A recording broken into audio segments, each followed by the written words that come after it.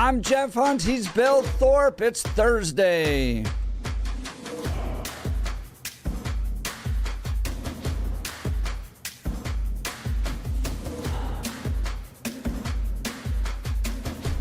Welcome to the Jeff and Bill Show. Billy out today. He'll be back tomorrow. Don't worry. The headline out of the Denver Post: Colorado's appeals court questions Tina Peters' sentence, but appears skeptical. Her conviction should be overturned.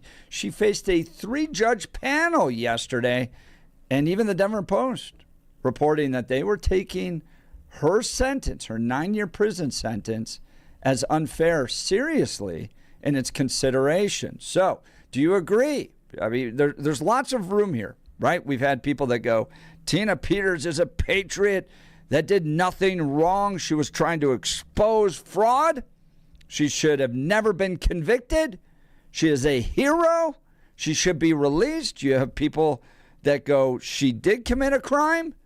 She should be punished to the full extent of the law. She was tried by a jury of her peers, sentenced in her community. The 9 years is totally justified and fair. And then you got people in between that go, yeah, she might have done something wrong, but man, she's a gold star mom. Never had any violent crime. We're putting her in prison as long as a guy who drove a truck into 20 people killed 4 of them? Seriously? So throughout that entire spectrum, we'd like to have you join the conversation and be a part of it. Coming up this hour, Chris Murray, the preeminent election law attorney in Colorado with First and 14th Law, is going to join us to give us his analysis on yesterday's hearing before the Colorado Court of Appeals. Now is time for the news. Blake Olson. Blake Olson, news and comment. Hey, good morning on a Thursday. It is 31 and clear in Denver, expecting a high of 60 today as the sun begins to rise. News sponsored by Pastor Camp Heating and Air Conditioning at 303-777-1234 to learn more about special savings opportunities on Lennox equipment. Our top story, Colorado Rep Jeff Crank on with Jeff last hour and talked about everything, including the predictable war on police, or ICE, in Minneapolis, and all the paid protesters doing their part to gin up the distractions and chaos for political benefit. And they also discussed Iran and the options DJT has in the effort to try and help the people against the regime. The world would be better off if these mullahs were not in power.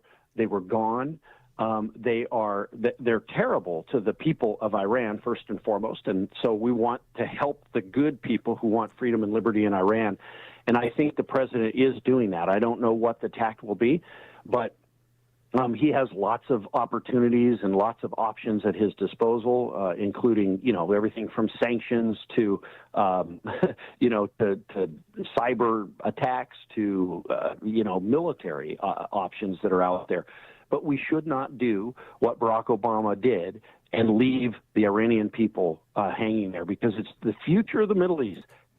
And what about Greenland? Strategically, it is vital for our defense, and Crank believes the president is doing the right thing, because the last thing you want is China in control of Greenland. I don't think there's anything wrong. Let's say the president were to come up to the people of Greenland and say, look, how about we offer you this package and you vote on it and decide if you want to become part of the United States. So if they freely wanted to do that, what is wrong with that? There's nothing wrong with doing that.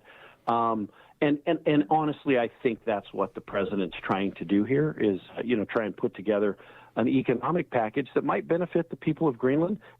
I agree. Xcel Energy warning customers that it could shut off power to parts of northern Colorado starting tomorrow to reduce wildfire risk during dangerous weather. Colorado Director Andrew Holder. In contact with our overhead facilities, it will stop the flow of electricity. If implemented, a public safety power shutoff could affect around 9,000 customers in Larimer and Weld counties once again on Friday. The decision will be based on weather, wind, humidity, and fuel conditions. In contact with our overhead facilities, it will stop the flow of electricity. State regulators have now received over 600 complaints from consumers who say they put contaminated gas into their vehicles. The state has released an updated list of 46 stations that are believed to have received the contaminated fuel last week. Customers who pumped that gas into their vehicles should contact the station that they bought it from to begin the reimbursement process. Those stations will then work with HF Sinclair to compensate customers.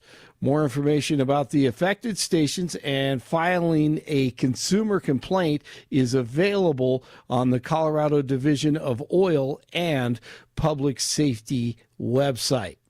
47 is set to meet with Venezuelan opposition leader Maria Corina Machado at the White House today. The Nobel Peace Prize winner will sit down with DJT. The president has previously questioned Machado's support in her home country and has signaled closer ties with acting President Delcy Rodriguez, despite the fact that he is hosting Machado. The meeting raises a significant question about who the Trump administration is backing in Venezuela. Since the U.S. operation to seize the president, Nicolas Maduro, the Trump administration has been backing his ally and former vice president, Delcy Rodriguez. DPD asking for help locating 4 suspects wanted for attempted carjacking. Officers were called to the area of East Spear Boulevard and North Corona Street last Friday morning. Investigators say the 2 men and 2 women who thought to be between 22 and 29 years old attempted to take a vehicle from another person. Anyone with information can leave a tip with Metro Denver Crime Stoppers. Nuggets continue to take care of business without Nikola Jokic in the lineup as he rehabilitates and gets his knee healthy. They win 118-109 over the Mavericks in Dallas. Jamal Murray, 33 points. The Bills are banged up, including quarterback Josh Allen, as the Broncos await Buffalo coming up this Saturday. Today is a big practice day for both teams. They'll have walkthroughs tomorrow. Once again, 2:30 kickoff at Mile High in the first playoff game for the Broncos, the divisional round. The Bills coming off the victory over the Jags. The Giants, they look like they are finalizing a deal, reportedly, with former Ravens head coach John Harbaugh. 29 in Broomfield, 30 in Lone Tree, 31 in Denver. You're waking up with Jeff and Billy. Billy will be back tomorrow. It is Thursday. Blake Olson, News Talk 710, KNUS. It's going to be mostly sunny to partly sunny and mild, getting a little bit breezy, though, by afternoon. Highs upper 50s and low 60s. Windy and colder tonight. A cold front comes in tonight. Gusty northwest winds. Lows mid-20s. It'll be colder tomorrow. Upper 30s and low 40s with cold and gusty north and northwest winds. Colder Friday night, teens and low 20s. Partly cloudy and cool Saturday. Will stay in the mid to upper 30s. Down to the 20s Saturday night, warming back to the 50s for Sunday. Cooler Monday. Meteorologist Don Day in the 710 KNUS Weather Center.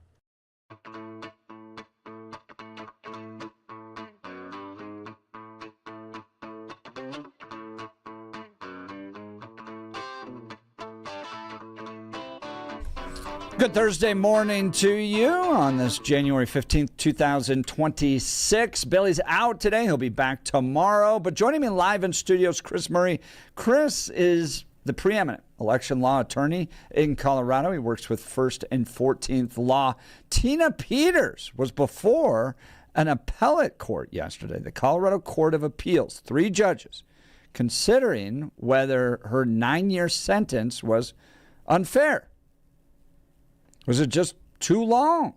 And I'm not a lawyer, and Kelly's not a lawyer. Bill's not a lawyer. So we bring in the pros to actually help us understand what's happening. Good morning, Mr. Murray. Thank you for joining the Jeff and Bill Show. Hey, morning, Jeff. I mean, Bill not being a lawyer doesn't stop him from pretending to be one. Clip that. Clip that. Just have a button. But he did stay at a Holiday Inn, right? So, right. I think Bill is the king of the Holiday Inn Express. Yeah. Right. Yeah. All right. So what was yesterday all about? Well, so what yesterday was all about, it's all about Tina Peters' sentence, right? It's not about her conviction. Her lawyers are not seeking to get her conviction overturned.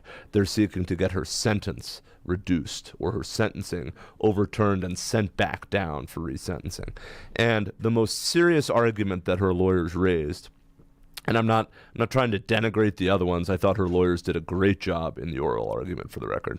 But the most serious argument, and it's the argument that I'm not surprised at all that the Court of Appeals seems to be latching onto, is, well, the way the district court judge pronounced the sentence, if everybody remembers, when he handed this down, right, and said, I'm going to give you the max, he said, I'm doing this, Tina, because you're a charlatan. You've been spreading lies about elections. You've been fostering distrust in our electoral system. Well, whether you like it or not, those are all opinions, right? And that's all those things are things that she said, and she's got a First Amendment right to say them.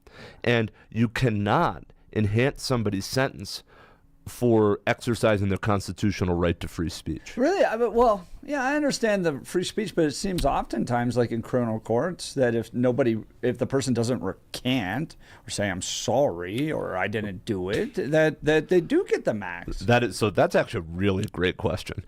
So there is a difference between taking accountability, right? Refusal to take accountability, which is a legitimate factor, or a lack of remorse, which is a legitimate factor, and saying what you said 3 years ago before you did this crime or before you were convicted, I'm taking that into account in sentencing you.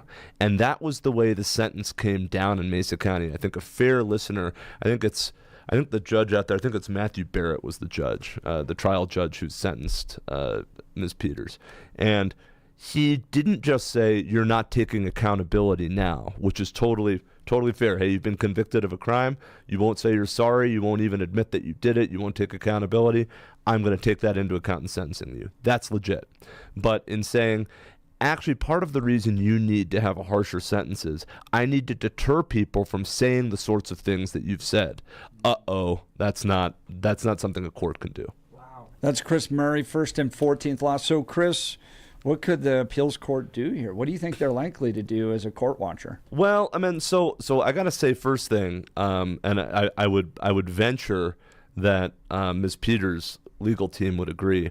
I think they got a pretty decent panel at the Court of Appeals, particularly the lead of the panel, the guy who sits right in the middle and kind of runs the argument. That's Judge Craig Welling. Judge Welling, I think, is one of the truly, just really, really sharp guys that have gotten on the court in the last decade. And I mean, he always shows up to arguments prepared. I've never seen him, and my firm, we do kind of politically charged cases all the time. We never see his politics come through. In fact, I'd be at a loss to tell you what they are, and that's used to be able to say that about everybody. Who's on the Court of Appeals, you can definitely say it about him, and he was the one who was expressing the most concern on this First Amendment question. So I think they drew a pretty good panel here. What they could do, they could say, well, obviously they could say, never mind, no problem, sentence stays. All right, which would be an affirmance. If they reversed, they could potentially say, we think the sentence should be X. But courts of appeals don't typically do that. What they would ordinarily do is say, hey, look, we're just concerned. This sentence looks like it was imposed partially on the basis of protected First Amendment speech. That's not a legitimate factor. We're going to go ahead and send it back down for resentencing. We're vacating the sentence, and she has to be resentenced, let's say, within 90 days. And judge, you can't take that into account when you resentence her. They could also potentially say it's got to go to a different judge when it goes back down for the sentencing. Wow. So, I mean, it's across the spectrum. Could Tina be out tomorrow if the appeals court decided to? They could. Yeah. I don't think that's terribly likely. Because, again, Ms. Peters' team is not saying she didn't commit the crime, right? They're saying, they're saying she shouldn't have been convicted, right? But what they're saying is, look, like, we think the sentence is way too harsh, all right? And sentencing is where judges have just about the most discretion. You commit a crime, as long as it's within what the law prescribes, judges can basically do whatever they want unless they violate the Constitution. And that is what's at stake here. We're talking with Chris Murray. Chris serves with First and 14th Law. He's Colorado's preeminent election law attorney. Chris, I want to go back a little bit to the beginning of this because you have fought lots of battles over particular elections, right? You've gone into court like the night of the election. I find the whole Tina Peters case a little wild because people seem offended that somebody would challenge an election. That happens regularly, but Tina's case was a little different. Talk to us about that. Yeah, well, what the facts are here, right? And again, these are what I'll go off of is the facts that were accepted by the court, right? So, Tina, I think, like many people after the 2020 election, right, was concerned that there had been some sort of widespread fraud and that potentially, if you'll remember, right, there was talk about, and by the way, for the record, I think this talk is crazy. I've got to say that. I think it is absolutely nuts, and I've seen nothing to support it, okay, about the algorithm moving votes. There were problems in the 2020 election, especially with states that had never had mail ballot voting, like Pennsylvania, having massive levels of mail ballot voting because of COVID. So there were legitimate issues with the 2020 election, but the idea that the machines were moving votes into other columns, I haven't seen any evidence of it. Tina Peters, like many people, had concerns about that at the time. And what she apparently did was get an associate of Mike Lindell, who was also concerned about that and who claimed to be an expert in election software, and said, hey, look, they're doing this. Every election, you have to do an update to the election software. It's called a trusted build. Okay, and the Secretary of State oversees this in all the counties, and it's basically to make sure that the machines are counting our paper ballots. In Colorado, we all vote on paper, are counting the paper ballots accurately, and that everything that's going into the machine for the ballot style is on the up and up. So she said, let's take a picture of the machine before this, with the software system before it and after it. Basically, maybe we can catch Dominion, right, or the Secretary of State or somebody else. Dominion's the company that makes the voting machines, red-handed in manipulating the software within the machines. So in order to do that, first she asked the Secretary of State and said, hey, I would like to have an observer present for this. The Secretary of State said, no, that's a confidential process. We're not allowing somebody who's not on your staff in there. So then she took another employee's security badge, used that to let this person in, represented that they were a member of her staff, and gave that person access to the terminal to take images of the system before and after. I think even like that's not good. You shouldn't use a badge to let somebody in who's not supposed to be there. I'm not condoning that. But so far, I think a lot of people would say, well, sort of paranoid, but whatever. Then some of the BIOS passwords for the Dominion voting systems in Mesa County showed up online on the dark web. With those passwords, you could have by the way, I should say partial passwords. You could have a major breach into the voting systems if somebody got physical access to them.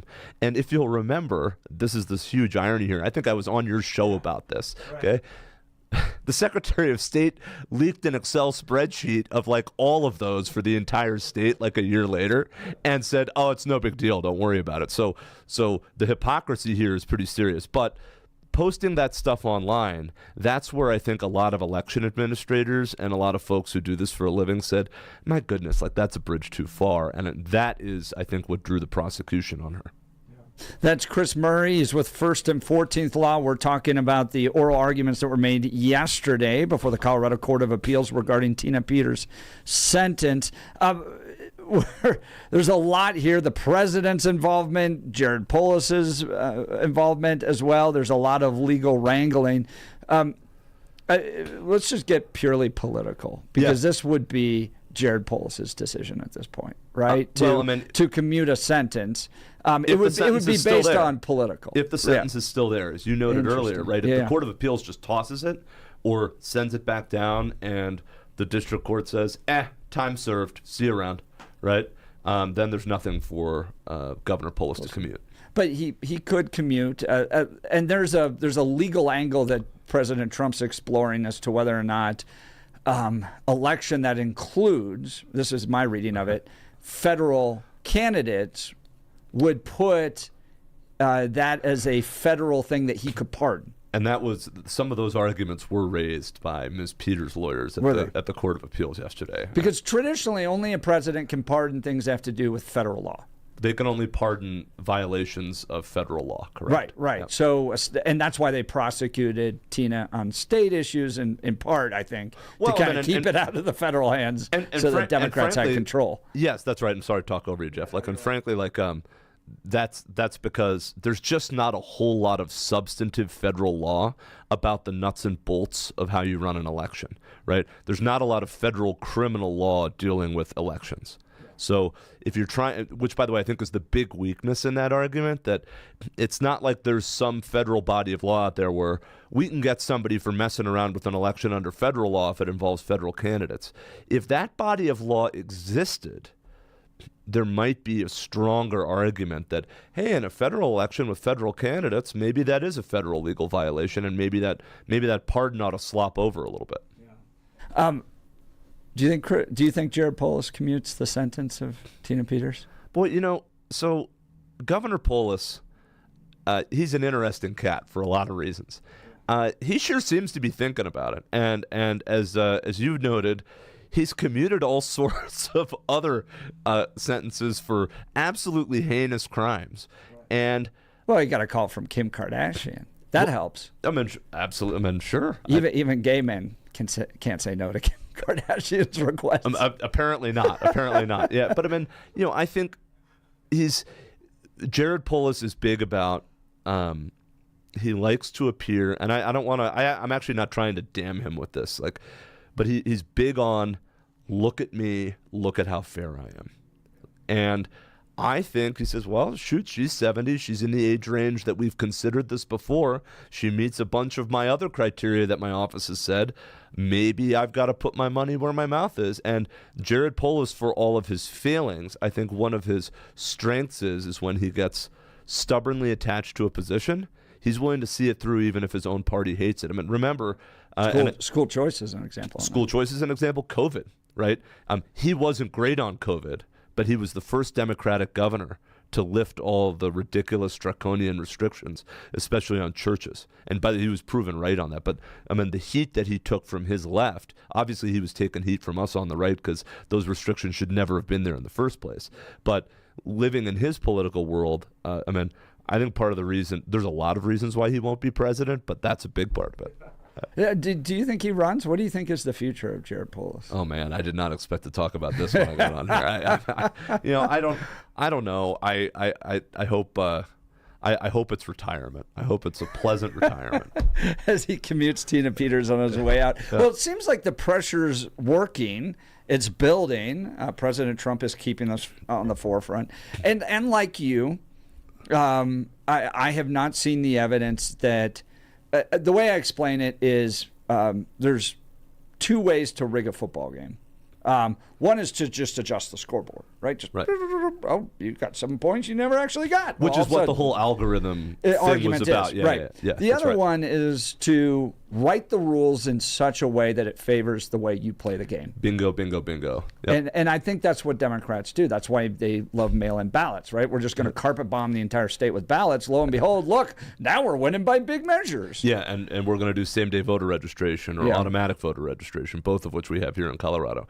If you want to, if you're concerned about election integrity and you want to talk about those things, I'm all ears. I'm not just all ears. I'll probably be like, you're right. But I guess part of the critique I have with the way the media treated Tina Peters, and I do think she broke the law with what she did with the passes. I don't think she should have spent time in prison. I think it should have been probation at best. But there's this notion of like election denier. She's an election denier. And I go, well, if you've been in campaigns, there's legal battles that take place in just about every election. Oh, yeah. Well, I mean, look, like, show me an election that is close enough. Yeah. I mean, this is, and a lot of your listeners are really smart, okay?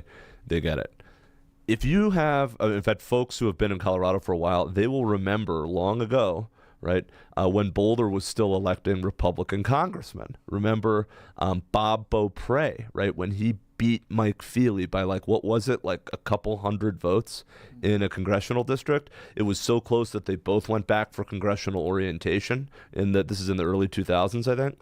And you get elections that close with enough votes cast, I'm sorry, that election is probably closer to a tie than anybody wants to admit because of just the number of mistakes that can happen, let alone if there's a thumb on the scale on one side or the other.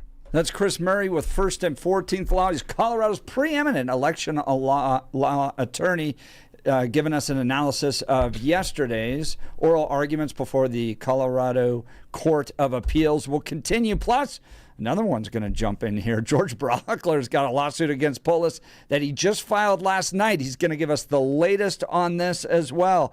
So much happening this morning on the Jeff and Bill Show. Let's talk the gun room, folks. I love working with Wayne at the gun room. This guy loves the Lord, loves this country, supports the Constitution. And when many others, and I don't blame them, but when many other gun shop owners are heading for greener pastures where they just don't have so much government intervention, Wayne and the gun room is sticking around. So those guys that are willing to put up with all the craziness and all the regulations and the oversight, because we know that progressives only really want to stop legal gun owners from owning guns. They don't care about the government owning guns or criminals. That he's putting up with all this. That's why you got to go visit the gun room and support them. They're Denver's oldest firearms dealer since 1982. When you walk in, you feel it. Real wood, real craftsmanship, a shop that actually looks like a gun store, less plastic, and more tradition. They buy, sell, and consign any and all firearms, from antique and vintage to hunting and tactical, and they do something the big box stores never will. They work closely with families who've lost a loved one and need help handling a gun collection with care and respect, making sure you get a fair price for all those guns. Inventory changes daily with over 1,000 firearms in stock, so if you're thinking about buying, especially with new restrictive laws coming, act now. Support local, support family-owned, support freedom. Visit denvergunroom.com or call 303-237-1300.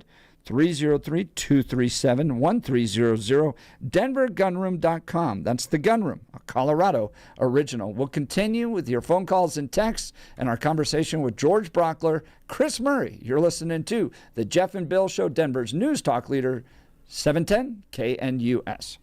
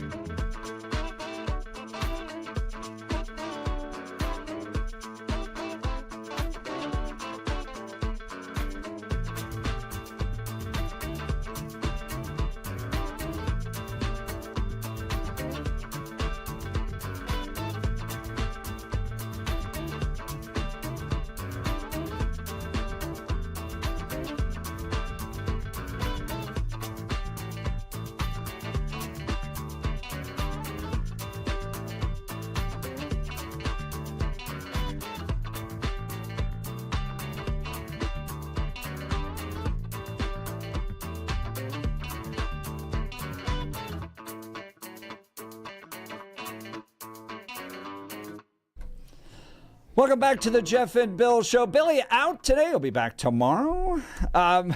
We're talking Tina Peters and the arguments before the Colorado Court of Appeals yesterday. And one of the questions I asked Chris Murray, live in studio with us, Colorado's preeminent election law attorney with first and 14th laws, whether or not Polis was going to pardon him, and then what Polis is going to do after the governorship. And Jason in Denver texting in with the best text of the morning so far. Well, Polis is going to join the village people. They can have a policeman, a cowboy, a construction worker, an Indian, a Navy soldier, and now a governor. Could you see Jared Polis and Donald Trump dancing together? Actually, that might bring our country together. It might bring our country together, right? In utter revulsion,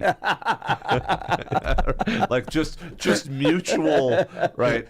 We've gone too far. Everybody that looking becomes at it. the moment we've deemed we've come too far. Well, we've got some breaking news. Joining us now online or on the phone line is George Brockler, District Attorney for Judicial District 23, doing an absolutely fantastic job launching a new lawsuit against Jared Polis. George Brockler, good morning. Thank you for joining the Jeff and Bill Show with Chris Murray.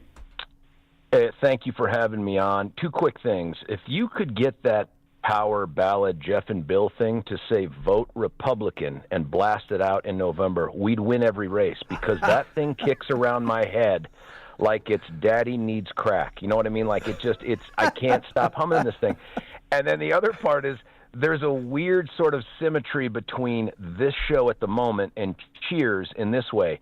You have on me, who I feel is much more like Norm from Cheers, and then you have in studio Cliff Clavin there, who has at his disposal every legal fact available. Like, Jeffy, a little known fact here, the judge could simply lower the sentence on their own. And I'm like, I'll have another beer. You know what I mean? Like, I just have the one-line quip. So he's got the substance. I've got the quips.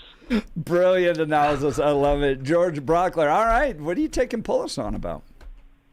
So we filed a lawsuit. And by the way, it's so great you have Chris in here, because he knows the First Amendment better than anybody. And it involves the First Amendment. But the gist of it is this. There is...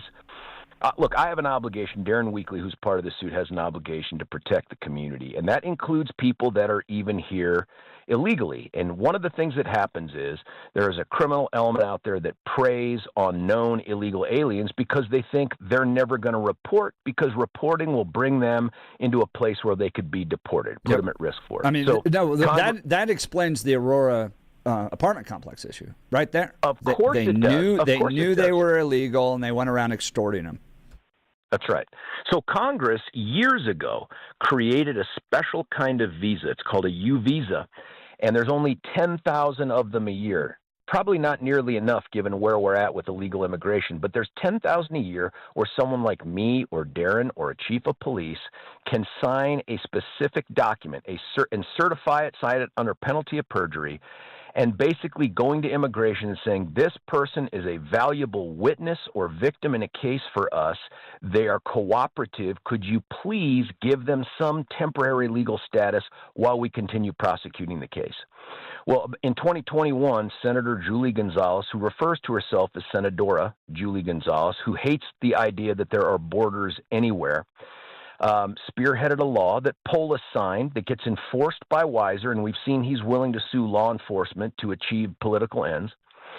And this law says, hey, if someone comes in and they say they're a victim of crime and there's some evidence of it, you have to presume they're cooperative unless you have evidence that they're not, and you absolutely must, George, Darren, Chief of Police, sign off on this form so that they have a chance to stay in the country for really no legitimate reason. Here's the problem it creates, Jeff, is that there are a bunch of factors I could consider, like maybe somebody reported a crime that's so old it can't be prosecuted. This statute says you don't get to consider that. All you get to consider is, was someone the victim of a crime, and did they say they're willing to cooperate, or do you have any evidence that they won't?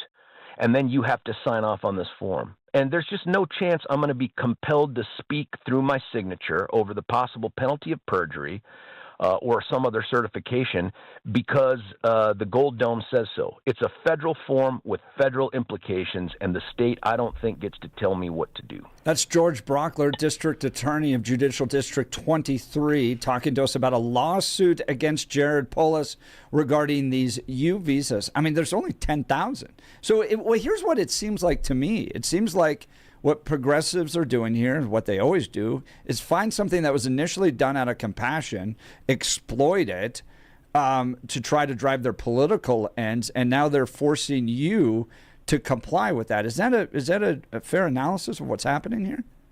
100%. They have taken a valuable and scarce tool for public safety, and they've turned it into a golden ticket to hang out in America. I'll give you an example. This is in the lawsuit. There is someone, an attorney, an immigration attorney, who applied on behalf of their client. Their client was the daughter of a misdemeanor domestic violence victim, wait for it, 17 years ago. And they have found a way to keep renewing, or at least just staying in the country, these U visas. They won another one. And it's like, what's the point of that? The case is over. There was a conviction, there was a sentence over a decade and a half ago. What kind of game are we playing? This statute would say, George, you just have to sign it, because they were cooperative in the past and they're the victim of a crime. Do it. Another dude said, I'm the victim of domestic violence from 2022. Maybe true, but the statute of limitations has run. I can't do anything with that guy or that case. And under those circumstances, why am I being compelled to say, immigration, you should let this guy stay in the country? He can do nothing for us. Now, this is a lawsuit that was filed by you and Darren Weekly, Sheriff of Douglas County, yesterday, I think last night. Right. Any response from the Polis-Weiser administration?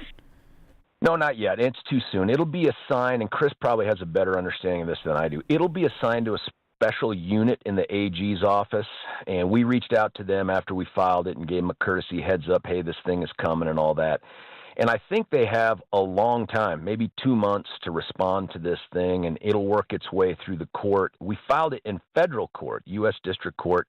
They assigned a judge and a magistrate, I think randomly on it. I don't know who either of these two people are. Chris probably, has seen them over the weekend because he's so well connected. But I don't have more than that other than to say I like this case for us. I like our odds. And if this is the first best opportunity to start pushing back on a state whose overreach tries to get between us and the federal government, I'm all about it.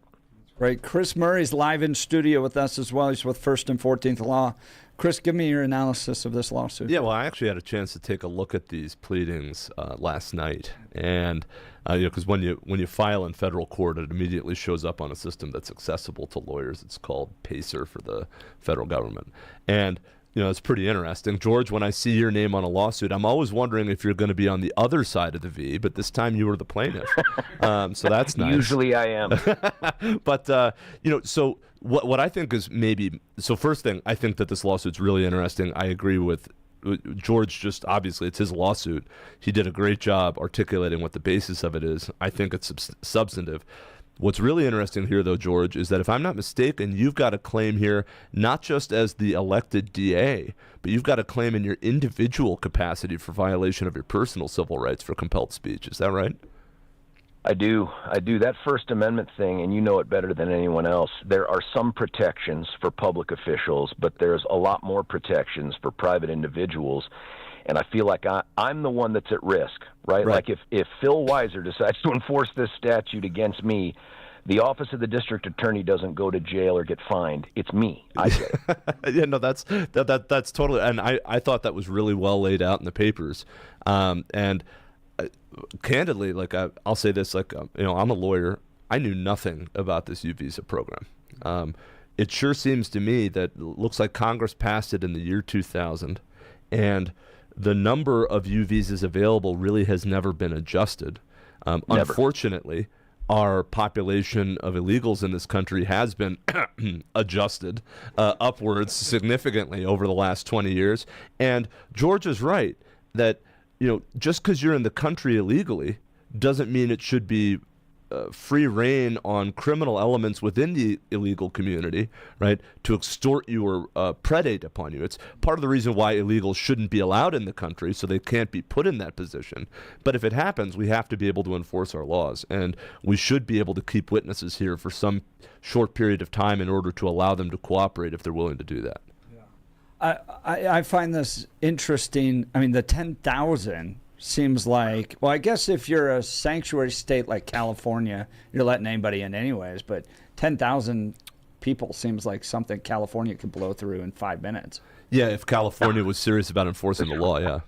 Right. Great point. That's a great point. So, George Brockler, Darren Weekly suing Jared Polis, Phil Weiser for essentially forcing these guys to sign off on these U visas. I mean, so the pressure's coming from these guys. Are they calling you? Are they sending emails? Or is there a notification system that says, guys, sign off on this as a U visa?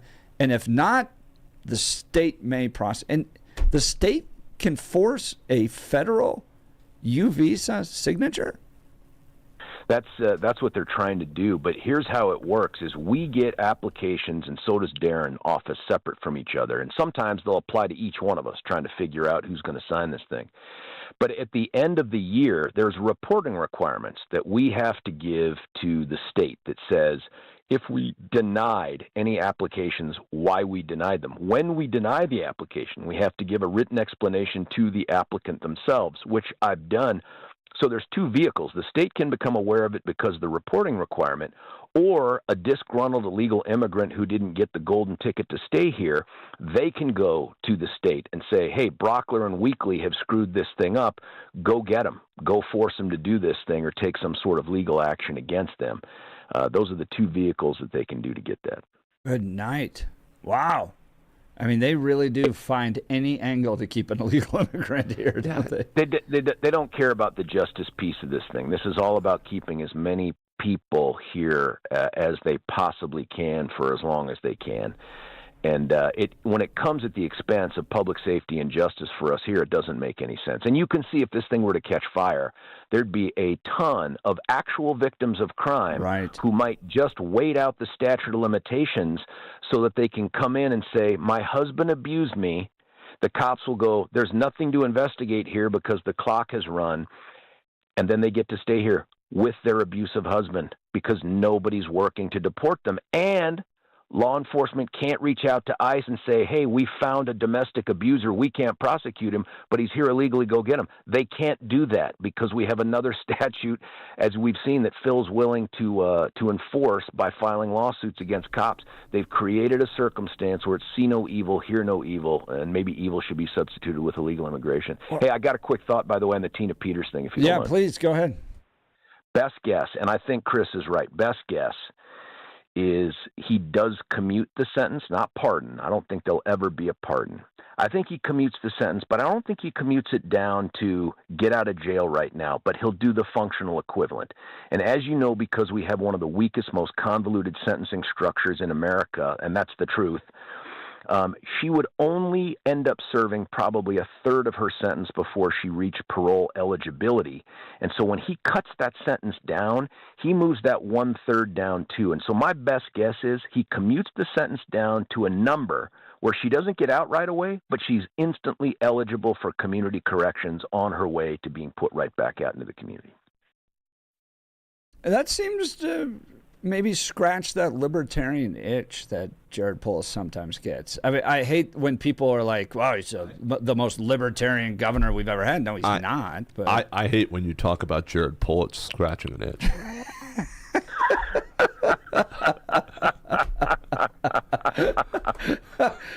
Clip that. All right, George Brockler, we're going to continue to watch this court case. Thank you, brother, for all you do. I often talk about George in political circles because what makes a good statesman in my mind is somebody that finds ways to influence even if the most direct path isn't there, right? Here's a guy that went out there, challenged Phil Weiser.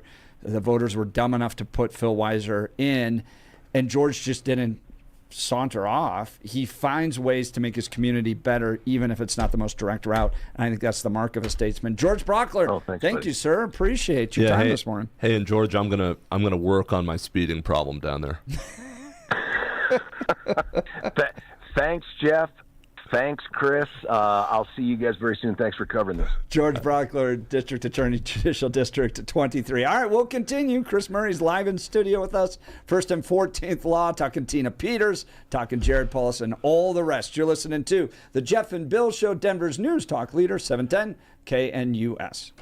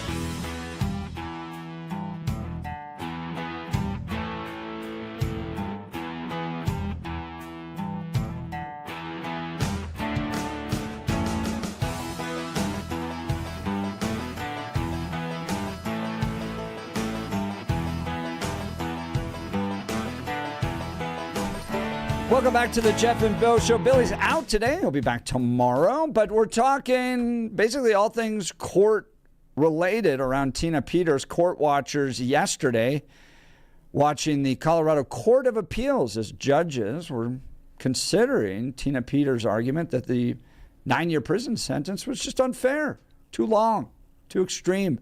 And they took it seriously, as they should. Jared Polis also considering possibly commuting the sentence of Tina Peters. I think it'll come. I think the pressure's working. Keep it up, you patriots. Whether or not you agree that Tina Peters' conviction was right or wrong, 9 years for a Gold Star mom who's never done a violent thing in her life is just crazy. In a state that allows child rapists to get probation. Either we're serious about law or we're not. And in this state, it's only political opponents that get serious punishments. It's time to commute her sentence. And I think you can still hold her accountable for what she did. So we'll continue to watch that. Live in studio with us is Chris Murray, 1st and 14th Law. Chris, you're very active in lots of cases out there. Really, Colorado's preeminent First Amendment and election law attorney. We got a big decision to make in November with regards to Attorney General. Yeah. Right? Phil Weiser seems to hang his hat on how many times he's sued Donald Trump. I can't really point to anything he made Colorado better with, but, you know, he's on like lawsuit number 50. Do you think voters in Colorado are getting tired of that type of political position with regards to Attorney General? Or do you think they'll go, Trump, the best fighter we can get, let's put him in. Let's put somebody in that can fight directly against him. Jenna Griswold will be that person. All right. So, first thing, whatever you think of Secretary of State Griswold, she is not going to be, if you're a Democrat, she is not going to be nearly as effective as an attorney general as Phil Weiser, because she's just not nearly the lawyer that Phil Weiser is. Well, a 9-0 slap down from the U.S. Supreme Court, I'll tell you that. Well, that's right. That is hard to do these days in a political case, by the way. Like, people just forget that. Dude, Ketanji Brown Jackson's like, girl, something ain't right in your mind. Again, and I actually think I was on your show, or maybe it was somewhere else, but where I said, look, like, even Ketanji Brown Jackson, who studied, literally, like, she studied Civil War Reconstruction law and the 14th Amendment. That's like her academic specialty. She had to be like, that's not how any of this works. Like, I wish it did, but that's not how it works. That's pretty bad. But back to it, look, unfortunately, my sense of the politics here in Colorado, like a lot of Colorado's a blue state right now, there is on both sides, but let's focus on the blue states. There is a hunger for just adversity with the federal government. It's what got that poor woman up in Minnesota killed, right, during that ICE arrest. And there's this almost, this desire to show that, like, hey, look, like, I want somebody to fight, right, so that I can feel good about myself. I don't understand that. I think it's a really unhealthy place for our society, but I worry that is where a lot of our Democratic friends are. I think that's a great analysis. Chris Murray, thank you, sir. 1st and 14th Law. Go to 1st and 14th Law for all your First Amendment election law needs. Thanks, Jeff. All right. We got Dave Oleski, DEA, up next. You're listening to The Jeff and Bill Show, Denver's News Talk leader, 710 KNUS.